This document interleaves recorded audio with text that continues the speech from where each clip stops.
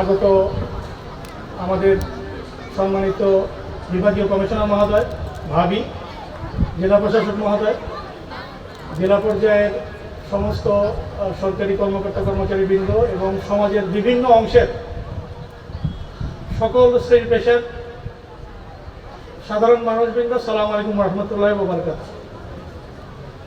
আজকে আমরা এমন একটা মহেন্দ্রক্ষণে উপস্থিত, পা ঝুলানো ঠিক 60 ডিগ্রি অ্যাঙ্গেলে।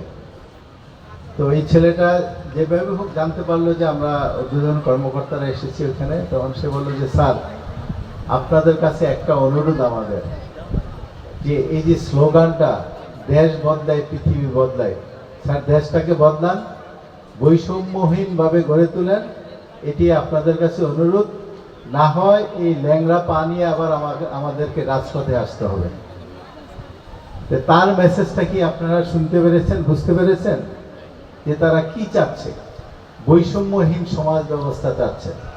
এখানে স্যার প্রায় 70টি স্টল আছে স্যার।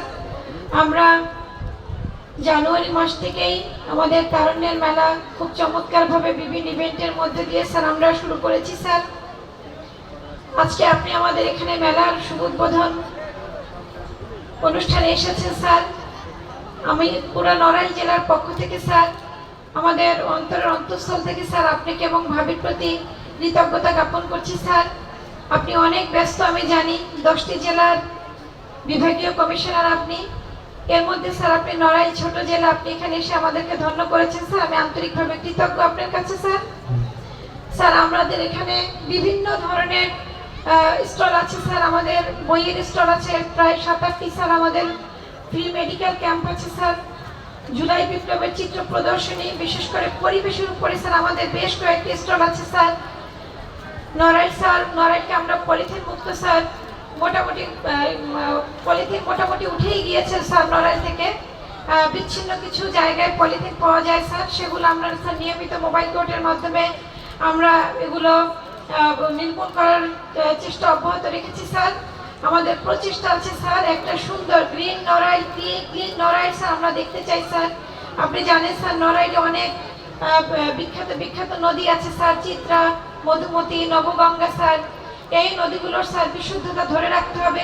বিশুদ্ধতা ধরে রাখতে গেলে স্যার আমাদের পরিবেশের উপরে স্যার আমাদের জোর দিতে হবে স্যার। সর্বোপরি স্যার আমি সকলকে অসংখ্য ধন্যবাদ দিয়ে আমি আমার বক্তব্য শেষ করছি স্যার। আসসালামু আলাইকুম স্যার। আমাদের একটাই পরিচয়, আমরা সবাই বাংলাদেশপন্থী এবং এটাকেই আমরা চাই প্রতিষ্ঠিত করতে।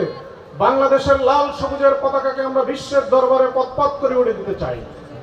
আজকে সেজন্য তারুণ্যের জয়গান পৃথিবীর ইতিহাসে কবি, সাহিত্যিক, কাব্য, গীতি লেখক যেই যা করুক না কেন, সবসময় তরুণের জয়গান গিয়েছেন। আজকে বাংলাদেশ সেই তরুণরা বাংলাদেশের একটি স্রোতকে তারা পাল্টিয়ে দিয়েছে।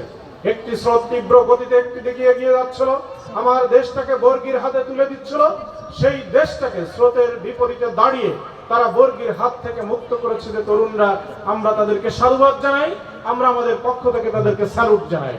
সম্মানিত ভাইয়েরা, সম্মানিত সুধী মণ্ডলী, আসুন আগামী দিনের এই দেশকে গড়ার জন্য আমরা যার যার জায়গা থেকে সেই নিজেকে প্রস্তুত করি এবং আমরা একটা সুন্দর দেশ গড়তে চাই, যেখানে থাকবে না কোনো বৈষম্য, যেখানে থাকবে না কোনো হানাহানি, কাটাকাটি, মারামারি, রাহাজানি। একটি সুন্দর বাংলাদেশ নিয়ে আমরা আগামী দিনে এগিয়ে যেতে চাই। এই আশাবাদ ব্যক্ত করে সকলকে ধন্যবাদ জানিয়ে, বিশেষ করে যে বিভাগীয় কমিশনার মহোদয় খুলনা থেকে এখানে কষ্ট করে এসেছেন, আমি আমার দলের বাংলাদেশ জামাত ইসলামের পক্ষ থেকে ওনাকে আন্তরিক অভিনন্দন এবং শুভেচ্ছা জানাই। আল্লাহ হাফেজ, বাংলাদেশ জিন্দাবাদ। সকলকে ধন্যবাদ। আসসালামু আলাইকুম ওয়া রাহমাতুল্লাহ। ধন্যবাদ জানাচ্ছি সম্মানিত